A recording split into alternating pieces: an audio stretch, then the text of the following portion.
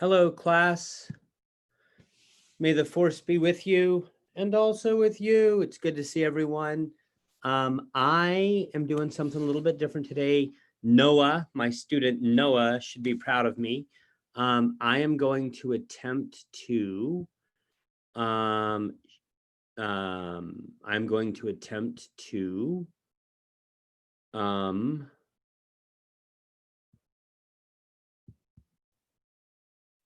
use a PowerPoint presentation in this Zoom session.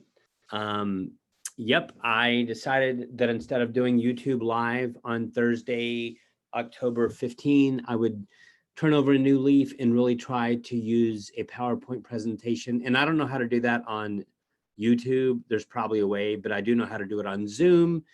And partly one of the things that means is that I need to do it in advance, because if I do it Zoom, then I can't YouTube live stream. Anyway, more than you wanted to know, but I'm going to try to share my screen now and get started with this lecture, which is the third of 4 lectures on Aristotle. Okay.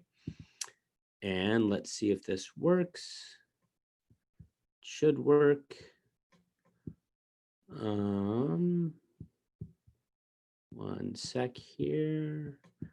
Okay, there we go. There we go. This is, there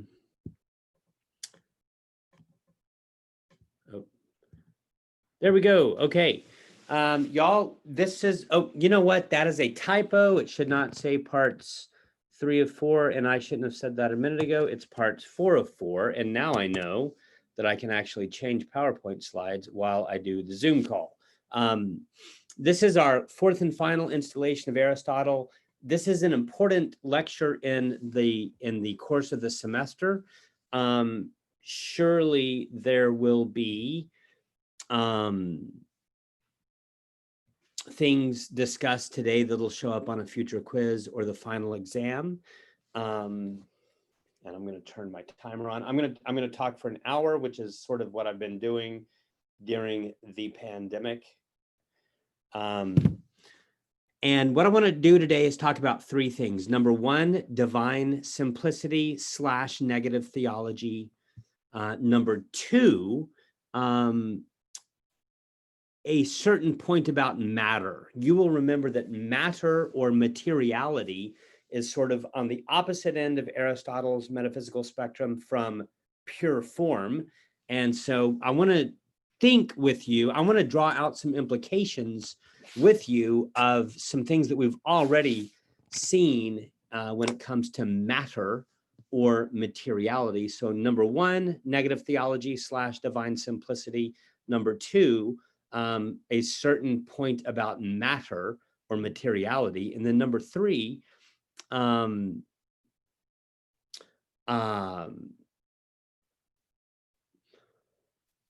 a point about God, and in particular, divine reflexivity. A certain point about Aristotle's God, namely that God for Aristotle is reflexive. Okay, so here we go. And I want to start out today with a video. This is a video that I've been wanting to show you for a while. In fact, this is one of the main reasons I decided to go ahead and use a PowerPoint within a Zoom session, which I would then upload to YouTube. Okay, check out this video, please. This is from the AMC series, The Preacher, which I think is probably 4 or 5 years old now. Here you go.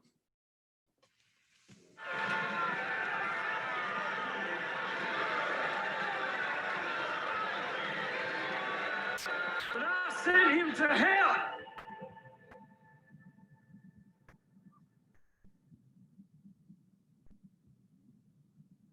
And how did you do that, my son? With the power. With Genesis. Oh, yes, of course. And who else has a question? Can I get my back on?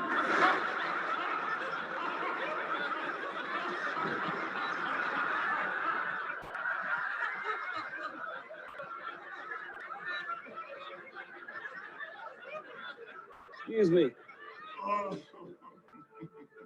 I have one last question. You're not God, are you?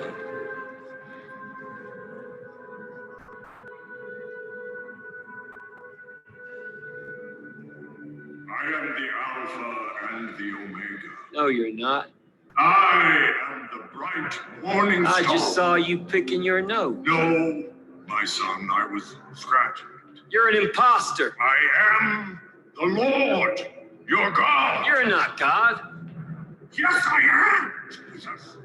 Where is God? I am the resurrection. I am the way and the truth. Where is God?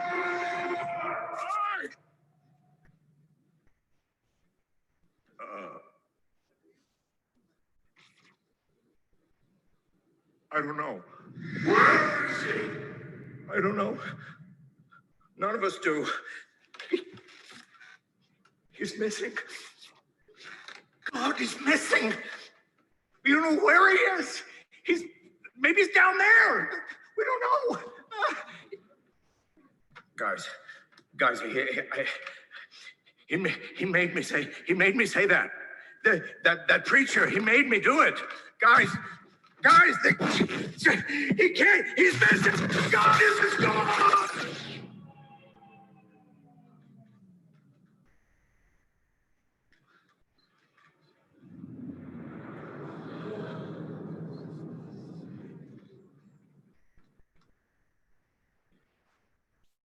Okay, that is actually the last. Okay, how do you do this? I seem to be a little bit lost at the moment. Let's see here.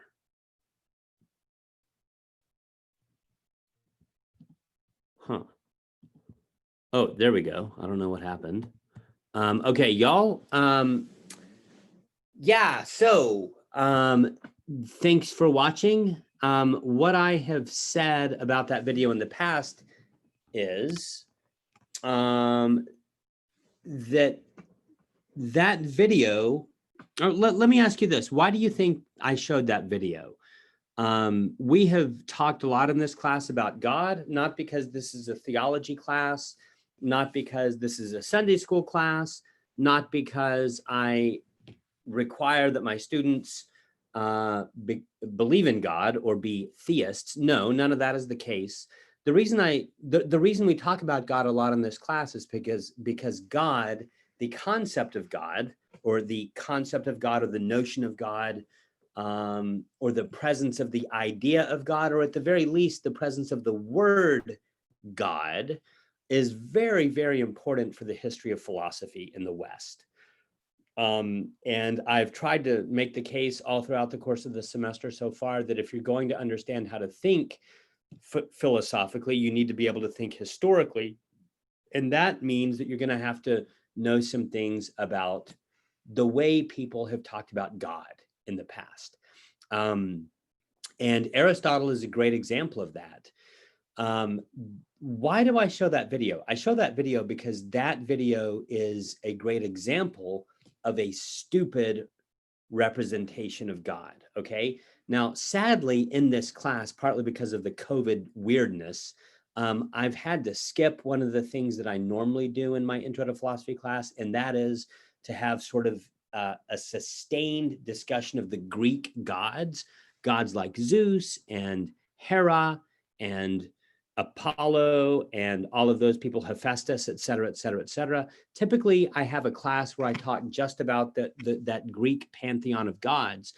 But if you think about the way that Zeus is portrayed in the writings of Zeus, in the writings of Homer and other ancient authors, Zeus is kind of like that old man with the beard in the video that you just watched. In other words, that old man in the beard is kind of a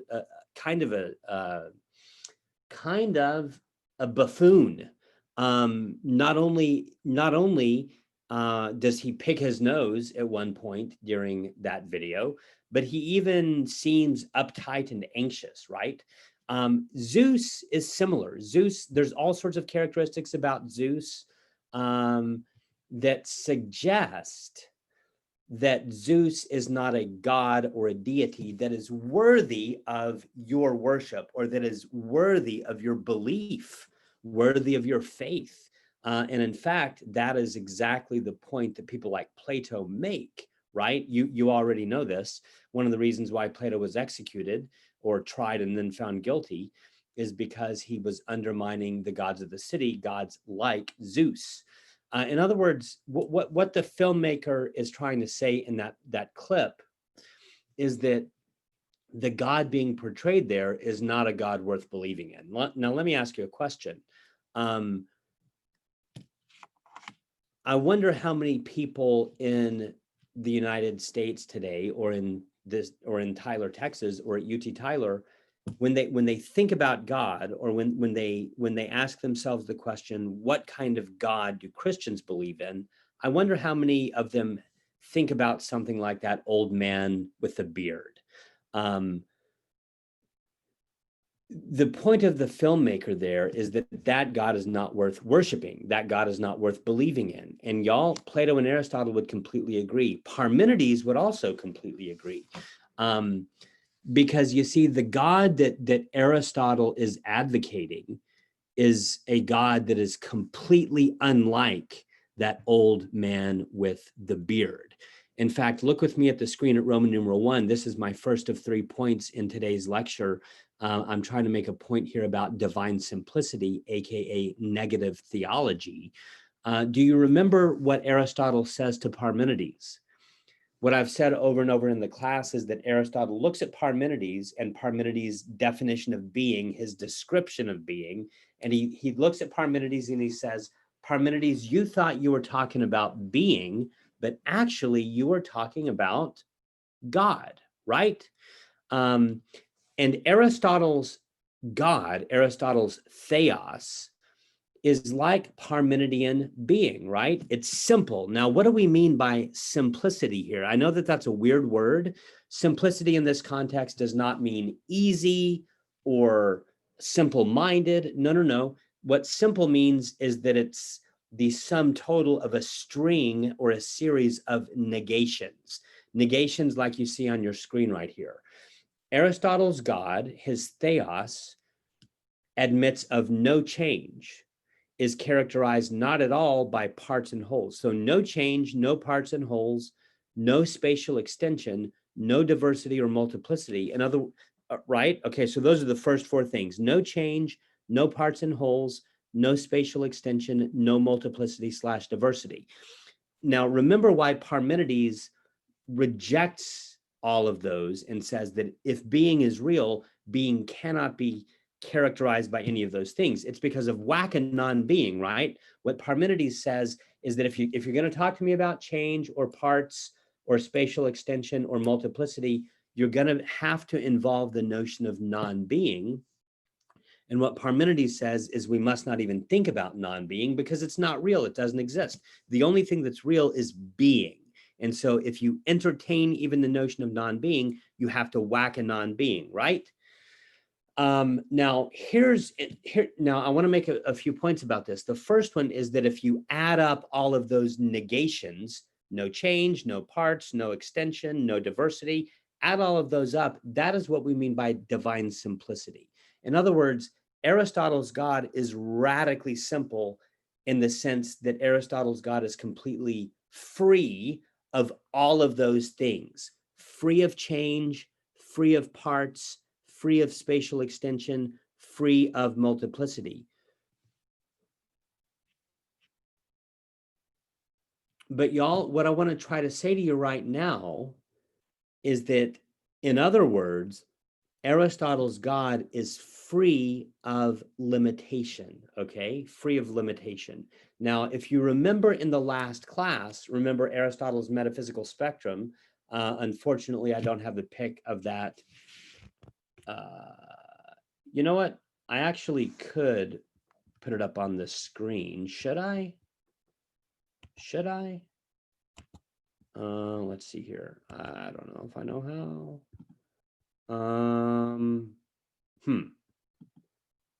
I can't get, oh, there we go. Okay. Give me 1 sec here. I can pull it up. I'm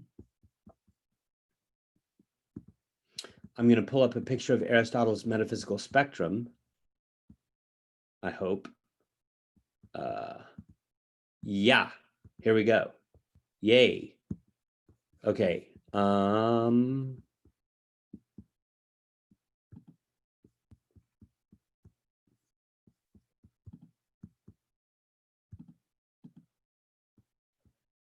Gosh.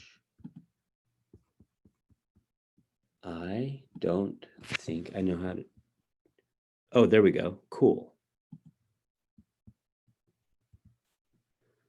Okay, hopefully you can see this. Hopefully you can see this. This is Aristotle's metaphysical spectrum. And you remember the two extremes. You've got prime matter on the one hand and pure form on the other. But remember, in the last class, we added some things to that left-hand side of the spectrum. We added some things to that extreme of prime matter. Do you remember what we added at the end of the last class? We added the notion of potentiality, and we also drew a picture of an acorn. Why? Because an acorn is a potential oak tree. And on the other end of the spectrum, we added the word pure actuality and also a picture of the oak tree. Now, y'all, I want to draw your attention back to the prime matter extreme of the spectrum.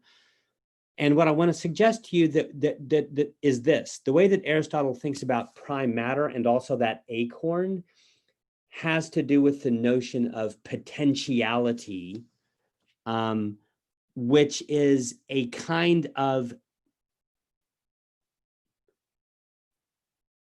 incompleteness. It's a kind of incompleteness. Think about it like this. The acorn is an incomplete version of the oak tree, all right? Even the notion of potentiality or potential, if someone says you've got potential, what they're saying is you haven't made it there yet, right? So in other words, if I look at my daughter and say, hey, you've got potential, what I'm saying is you've got a long way to go. You're lacking in some very important ways. In other words, what I'm trying to say to you is that on the extreme of prime matter, potentiality, the acorn, that involves limitation. If I say to my daughter, you've got potential, I'm saying you're limited right now in some key ways. Now, hopefully one day you will grow up and become fully mature, but right now you're limited, right? The same way as the same thing is true for the acorn. If we say that the acorn is a potential oak tree, then we're saying that there's a sense in which the acorn is limited, right? Now, y'all go back with me now to the PowerPoint slides. Do you see that those string of negations, no change, no parts and wholes, no spatial extension, no diversity or multiplicity? Those are all examples of limitation. In other words, those are all examples of finite being. See, the acorn is like finite being. Prime matter on that end of Aristotle's metaphysical spectrum, we could say is finite or limited being. The word finite just means limited, okay? And that's the polar opposite from pure form. Pure form or pure actuality is completely unlimited, or you might think of it as the opposite of finite. What is the opposite of finite? Infinite. Well, guess what? Aristotle's pure form is infinite. What does that mean? It means no limit. But what I want to say to you is this: look at the last bullet point under no diversity / multiplicity. In other words, no limitation. See, here's what I'm trying to say. Each of those negations, no change, no parts, no spatial extension, no multiplicity, those are all negations of finite being. In other words, those are all negations of negations. In other words, those are all double negatives. They're actually double negatives. You see, what Aristotle wants to say, and Plato would agree with this, others would agree with this as well, is that the world of Fuchsius, the world of becoming, the world of materiality, in a very important sense, is limited. It's limited. And y'all, that's true in so many different ways. Take, for example, this cup that I'm holding. This cup is limited, even in the sense that you can see the limits or the boundaries of the matter that is forming the cup, right? I mean, you can draw a line around the cup and see that the cup has limits. Well, God has no limits. All material things in the world are limited, but the point about divine simplicity, the point about negative theology, the point about all of those negations is that they are negations of limit. In other words, they're negations of finite being. In other words, they're negations of negations. In other words, Aristotle's God has no limit. He's infinite. All of the above negations are negations of finite being. In other words, they're double negatives. For Aristotle, God is infinite. God is unlimited. God is pure form. Okay. What I'm trying to say to you, and I hope I've done a good job. And by the way, let me hold the cup up again and say something. This is a very important qualification of Heraclitus, right? Because we just talked about the limits of the materiality, the matter of the cup, right? You can see the limits. The porcelain has an edge to it. It has a concave wall right here. The handle has a hole in it. There's all sorts of ways in which the porcelain, the materiality, the matter of this cup is limited. Now, Heraclitus does not agree with that, right? Because what Heraclitus wants to say is actually everything is flux, and the molecules and the atoms of this cup are flowing in and out of me. They're flowing in and out of the air around it. After all, in 1,000 years, this cup surely won't exist. That's why Heraclitus wants to say that this cup, it's actually not real. It has no stable identity, right? Well, Aristotle is saying something different. Aristotle is giving Heraclitus a qualified high five insofar as he is affirming the existence of prime matter, insofar as he is affirming the existence of materiality. He's, in that sense, he's giving Heraclitus a high five, but he's disagreeing with Heraclitus insofar as he's actually saying that this cup is limited by its material constraints. Aristotle does not want to say that this cup is flowing in and out of me. It's interesting that modern physics sort of agrees with Heraclitus on this point, but in terms of Aristotle, what I want to say to you is that Aristotle would say that this cup, as well as every other object in the world, in other words, every other composite unity of form and matter, like a frog or my iPhone or an oak tree or my body or Donald Trump or this pen or this cup, all of those composite unities of form and matter for Aristotle are examples of finite being. Why are they finite? For lots of reasons, but one of the ways in which they're finite is that they have limits. See the limit, the boundary of the cup, but also that what he wants to say is that matter is characterized by a kind of potentiality. Okay. Yeah.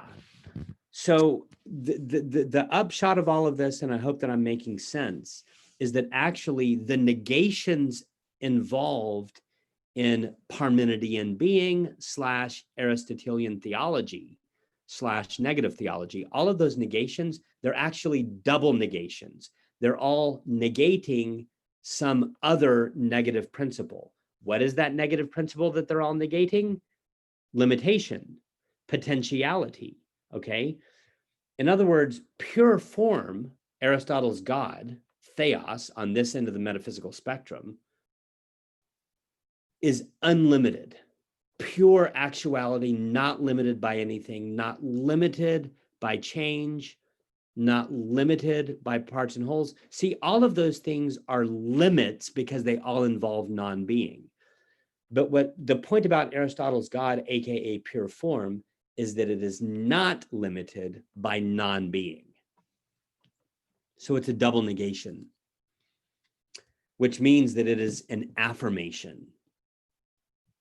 It's kind of like, it's almost as if Aristotle is saying that God, pure form, does not exist, which means what? That God does exist. See, the point about negative theology is that it's negating finite being. It's negating that end of the spectrum that involves prime matter, pure potentiality, and things like that. Okay? Y'all, that's my first point. Oops. That's my first point of today's lecture. I can summarize it like this. Aristotle's negative theology is actually a double negative theology. It's negating negation. It's negating non-being. It's negating finite being, wanting to say that God, aka pure form, is unlimited. Okay? Now, that was my first point. Now let's go to my second point. I want to think with you about this stuff in the middle of Aristotle's metaphysical spectrum. We talked about this a little bit last time. So if you look here on the screen, you can see that we've got the two extremes of prime matter on this side. I hope you can see my little cursor, and then pure form on this side. But remember, y'all, we have some stuff in the middle, don't we? What is this stuff? In other words, we have real things that exist in the world, objects in the world, people, things that you and I have seen. In other words, these are composites of form and matter, things that we've seen in the world that fall in between the two extremes, right? Because you've never seen prime matter. Prime matter, in one sense, is not a thing in the world. It's not an entity in the world. You can't point to prime matter. You've never seen prime matter. Now you've seen matter, but it's always informed matter. This pen is not prime matter. It's informed matter. It has form to it. And we've talked about what form means. It doesn't just mean shape. It does mean shape. But what it also means, I wish people would stop texting me. What it also means is that there is an essence to the pen that you can look up in a philosophically airtight dictionary, right? If you pretend like this is a philosophically airtight dictionary, you can look up the word pen and you can find an exhaustive philosophically airtight definition of that pen. Now, what Plato wants to say is that concept or that reality of a pen, the ideal pen, or you might say the definitive pen, is something that's transcendent to the world. But Aristotle wants to say, no, the forms are immanent to objects. So there's some sense in which the essence, aka the definition of pen, is packed into this object right here, right? And the same is true for frogs. The same is true for acorns. The same is true for Joe Biden, right? So the point is, you've never seen prime matter. And by the same token, you've never seen pure form. You've seen form, but it's always enmattered. In other words, you've never seen prime matter without form, and you've never seen pure form without matter. Everything that you've ever seen in the world is a composite unity of the two. Now, look with me on the left-hand side of the spectrum, closer to prime matter. What are those little objects that I drew on the board? Or yeah, in the picture. What are those objects? Y'all, those are the four elements of earth, wind, fire, and water. Okay. You see the little black thing that looks like a blob? That's supposed to be a dirt clod. And that's the way I represent dirt or earth, right? Now, at this point, you should be thinking about last lecture in which we talked a little bit about those pre-Socratic philosophers called the naturalists or the physicalists or the Milesians, people like Thales, who said what? Thales said the basic constitution, the building block, the core element of everything that exists, Thales said, is water. Another dude named Anaximenes came along and said, oh, no, it's not water, it's air, et cetera, right? So you've got these physicalists, these pre-Socratic philosophers trying to explain ultimate reality by appealing to one physical element, earth, wind, fire, water, right? Then Empedocles comes along and says, hey, you're all right. Let's talk about 4 basic elements, earth, wind, fire, water. Those are the 4 elements. By the way, in our modern world, do we have a list of elements that we claim in some sense accounts for everything in the world? Yes, we do. It's just that we don't have 4 elements in our periodic table of the elements. How many do we have? How many elements are in the periodic table of elements? I hope I'm still sharing screen. How many elements in periodic table? 118. So friends, we don't have 4 elements like Empedocles and Aristotle did, because Aristotle agrees with Empedocles on this. We have 118 elements, but it's the same basic idea, right? So the point right now is that you've never seen prime matter, and by the same token, you've never seen pure form, aka God. It's very interesting that the Bible agrees with Aristotle that no one has ever seen God, right? That's because God is simple. But I want to make a point about materiality by thinking about these things that are in the middle regions of Aristotle's metaphysical spectrum. And I first want to talk about the 4 elements of earth, wind, fire, and water, because you can see that those are very close to prime matter. Why are they close to prime matter? They're close to prime matter because they are almost completely devoid of form. They have almost no form. Earth, wind, fire, and water for Aristotle are as close as you can get to prime matter while still having a little bit of form, right? Does prime matter have any form at all? No, it's just a blooming, buzzing confusion. It's just the formless void of Genesis 1-2. Later on, we'll see how Nietzsche describes it. But prime matter is utterly devoid of form. But if you take one little step closer to the other extreme of pure form, you can begin to realize that earth, wind, fire, and water, they do have a little bit of form. And that's the point about earth, wind, and fire, water, earth, wind, fire, and water. We might say that they're long on matter and short on form. They're heavily weighted in the direction of prime matter, okay? But y'all, now let's go to the other side of the spectrum, still staying in the middle, and let's talk about these other objects that we see in the middle of the spectrum, but almost right next to pure form. And what are those things? Not the 4 elements of earth, wind, fire, and water, but rather mathematical entities. And in the same way that that the 4 elements are almost unified with prime matter, so also for someone like Aristotle, these geometric shapes, these mathematical entities, are almost unified with pure form. Almost, but not quite. And y'all, this is where we need to take a little detour, and I get to talk about one of my favorite things in this class. And I'm going to call it, for now, Aristotle's hierarchy of entities. And I want to start out like this. This is kind of a detour, kind of an excursus in this class.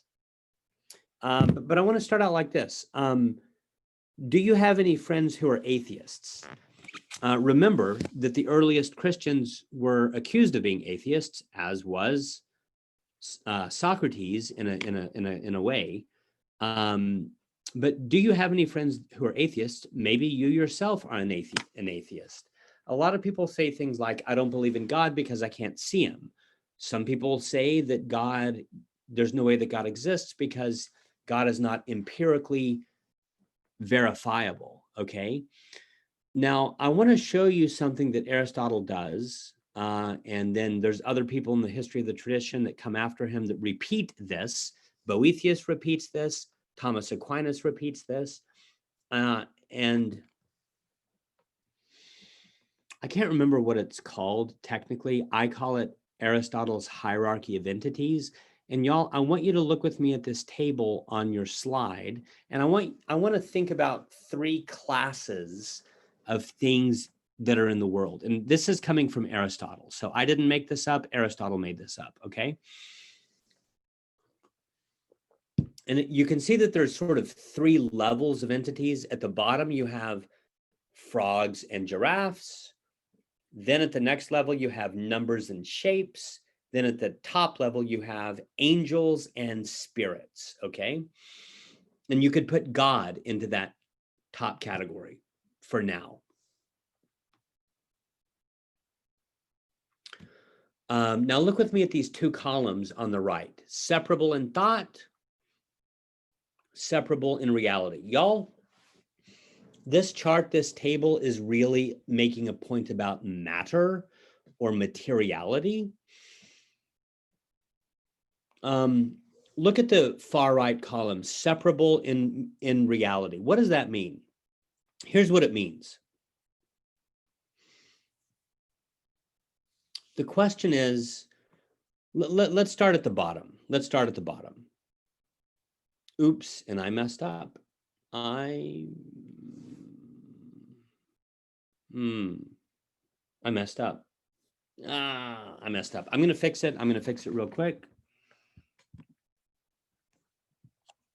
I'm going to fix it real quick. I wish I could pause. Can I pause? Pause. I don't think I can pause a breeze.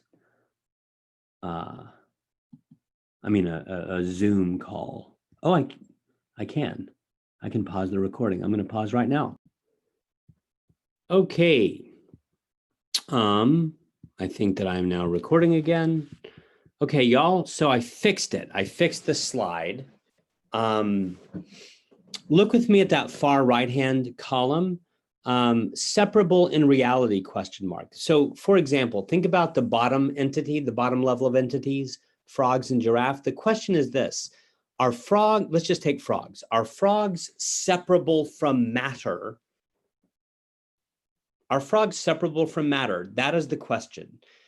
In other words, the question is, have you ever seen, or has anyone ever seen a frog that was not material? The answer is no. Every single frog that anyone has ever seen in the world is a material frog. No one has ever seen an immaterial frog. There's no such thing as an immaterial frog. In fact, there's necessarily no such thing as an immaterial frog. No one has ever seen an immaterial frog. Now, maybe you've seen a picture of a frog. Well, guess what? That's not a frog. That's a picture. And we're not talking about pictures. We're talking about frogs. Every single frog that you've ever seen in your whole life has been a frog that is composed of some kind of materiality. Tissues, bones, carbon cells, muscles, all sorts of things, right? That's true of frogs and giraffes. In other words, if we ask the question, are frogs and giraffes able to be separated from matter? The answer is no.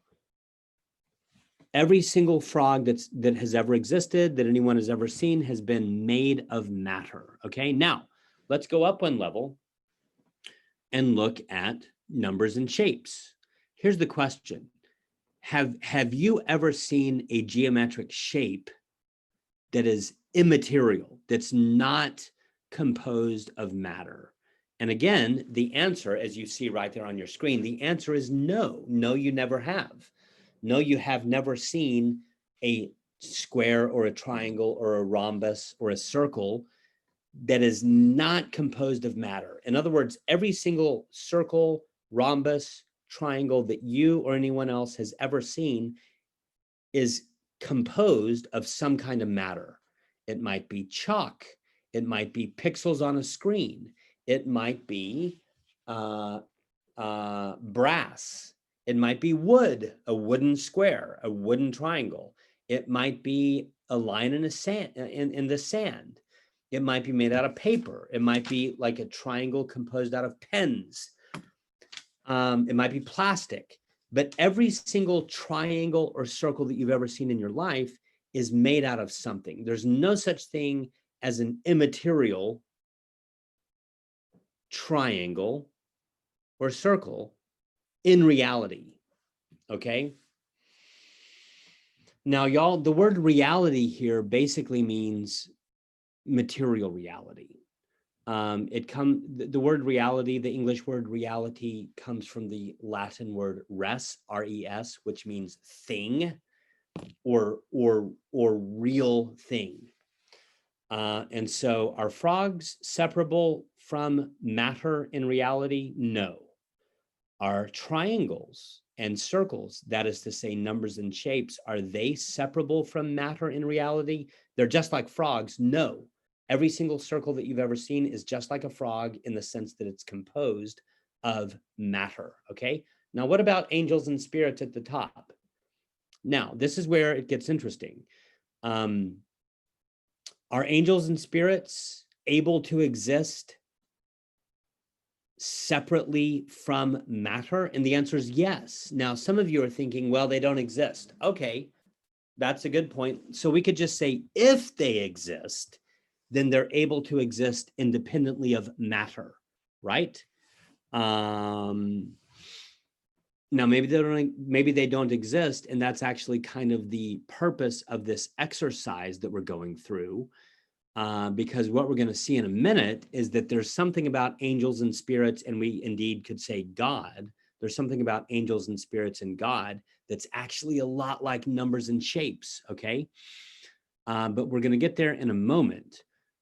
But I hope that you understand these three levels of entities, these three levels of things. And then I also hope you understand that column to the far right, which is asking the question, is for each of these levels, are the entities in question able to be separated from matter in reality? When it comes to a frog, the answer is no. If you strip a frog of all matter, there is no frog. Same with a circle or a triangle. If you strip a circle or a triangle of all matter, there is no circle or triangle because there's nothing left for you to see. When it comes to angels, spirits, and God, it's different if they exist. Okay, now let's go to that middle column, separable in thought. Now, y'all remember our philosophically airtight dictionary. This is where you can look up items in the world, you can look up items, and you can find a philosophically airtight definition of that object, right? So you could look up the word cup, you could look up the word mammal, you could look up my stock example. Let's see here. How can I get out of, oh yeah. Oops. Or you could look up, I'm going to,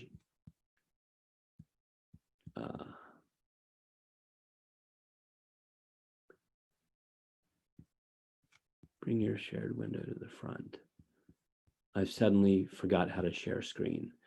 Y'all, or you could look up in the philosophically airtight dictionary.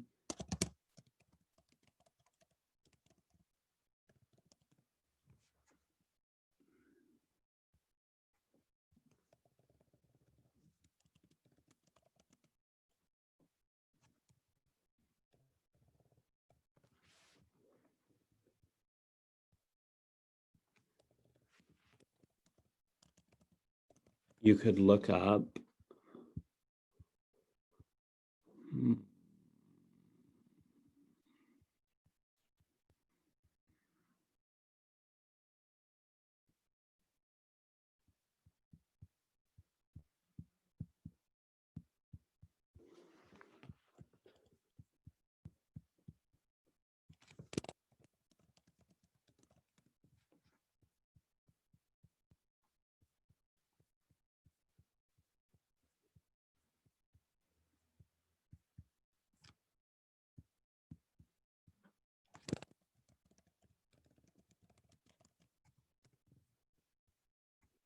You could look up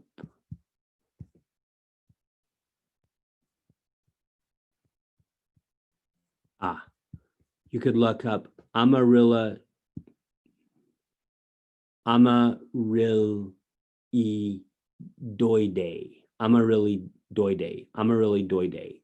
Let's see if I can bring this to the front. Sharing, bring to the top. Sharing is paused.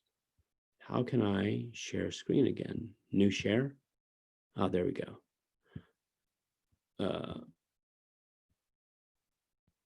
Okay, you could look this up. See this right here? Amarillidoidae, which is a subfamily of monocot flowering plants. Sometimes they are called snow bulbs, I think. It's a certain kind of flower. And you could look this up in the Philosophically Airtight Dictionary, and it's going to give you every genus and every species, that every genus and class that it falls under. It's going to tell you everything about this particular flower, where it grows, what it's made of, what its size is, all this sort of stuff. And you can look that up in the Philosophically Airtight Dictionary. Okay, so I hope that you remember the Philosophically Airtight Dictionary.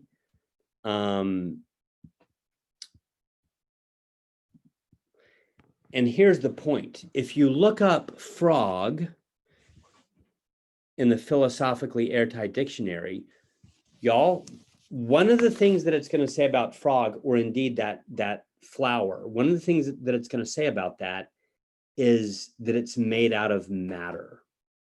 So in the Philosophically Airtight Dictionary, when you look up frog, it's going to talk about bones. It's going to talk about blood. It's going to talk about eyeballs. It's going to say everything that there is about a frog. Now it will say other things in addition to matter. It'll talk about where frogs live. It'll talk about the first person who ever discovered a frog. I mean, it's going to say a lot about the frog. But one of the things that it will say about the frog is what it is made of, its material constitution, okay? In other words, that is part of the definition of a frog, part of the definition of a frog, or any animal, or any plant, or any composite unity of form and matter. Part of the definition, part of the essence of that entity is by necessity that it is made of matter, okay? Now, I hope that makes sense. That's true if you look up frog in the Philosophically Airtight Dictionary. But now, what if you look up triangle in the Philosophically Airtight Dictionary? Actually, before we get to numbers, look back down with me at the bottom level, frogs and giraffes. What I want you to see is that the answer for both columns is no. In other words, are frogs separable from matter in reality? No, they're not. Every single frog you've ever seen in your entire life is materially constituted. Okay, what about separable in thought? In other words, what about looking it up in the Philosophically Airtight Dictionary? Is a frog separable from matter in thought? In other words, is a frog separable from matter by definition? And the answer is no. The definition of a frog is going to include a discussion of matter, okay?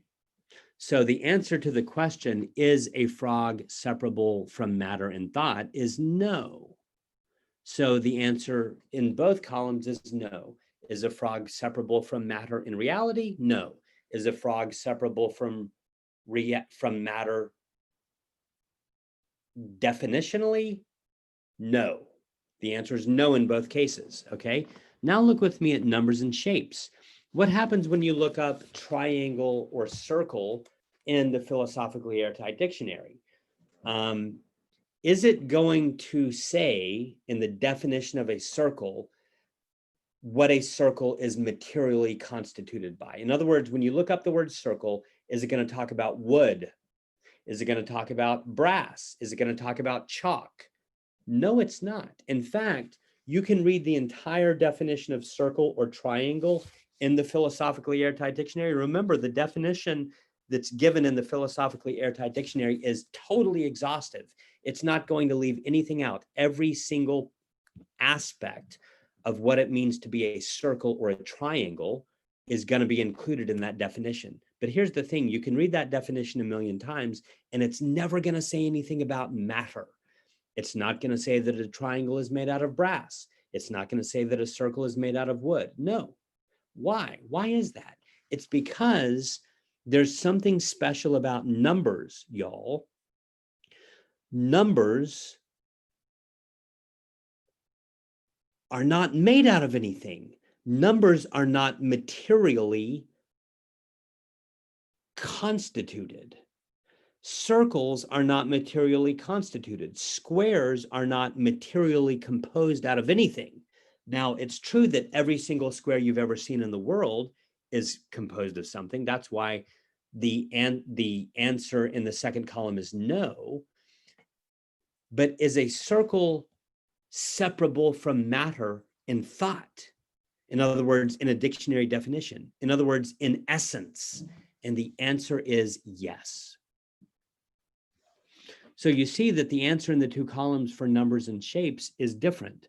In reality, shapes are necessarily material. But in the philosophically airtight dictionary, in other words, by definition and in thought, a square is not constituted by any kind of matter. Now, that's very interesting. Now, let's go back to the pick of Aristotle's metaphysical spectrum.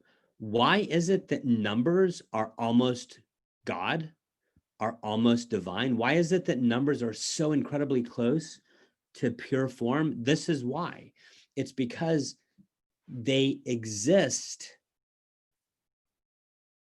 in an immaterial way. The definition of circle or square does not involve matter at all. And y'all, in that way, squares and circles are fundamentally different than frogs and giraffes. You see, the answer here is yes. The answer here is no. In other words, numbers and shapes have something in common with spiritual realities, angels and spirits. By the way, this bottom row could be called natural entities, entities of Fuchsius, entities of nature. The next level up could be called mathematical entities. And then the level above that could be called metaphysical entities or spiritual entities. Okay, remember the word metaphysics. It just means beyond nature, right? What about angels, spirits, and God? If you look up angel or spirit or God in a philosophically airtight dictionary, is it going to talk about matter? No, it's not. Now, y'all, what is the point here? The point here is that there's something about numbers and shapes that is very close to God, very close to spiritual reality. And let me put it to you like this. A lot of people say, well, there's no way that God exists. There's no way that God exists because everything that exists materially. But that's not true for numbers. That's not true for triangles. Triangles exist and not simply in a material way. Triangles are abstract entities. Triangles can be plotted on a grid. Triangles can be imagined. Triangles are conceptual entities. And I would argue, and Aristotle would argue, and Plato would certainly argue that they really and truly exist, but they don't exist in a necessarily material way. And in that sense, they're like God. So if you're going to reject God on the basis of the fact that God is not material, then it seems like you also have to reject shapes and numbers on the basis that they too are not material, or at least something like that. Okay, y'all, this is Aristotle's metaphysical hierarchy of entities. And maybe I'll come back to it next class. I know that it's very difficult. I know that it's kind of like a massive curveball. You probably weren't expecting this, but it's very important and it's related to Aristotle's metaphysical spectrum. Okay, I've got one more point in today's lecture, And that is another point about Aristotle's God. And it is about this notion of reflexivity, because let me ask you a question. What are the names of Aristotle's God? Now, typically, I talk about three different names for Aristotle's God. Number one, theos, which is simply a Greek term, a Greek word. But two, the prime mover or the unmoved mover. Sometimes it's called the first mover. But then thirdly, do you remember the third name for Aristotle's God in the Metaphysics? And the answer is thought thinking itself. Now, y'all, here's what I want to say about this.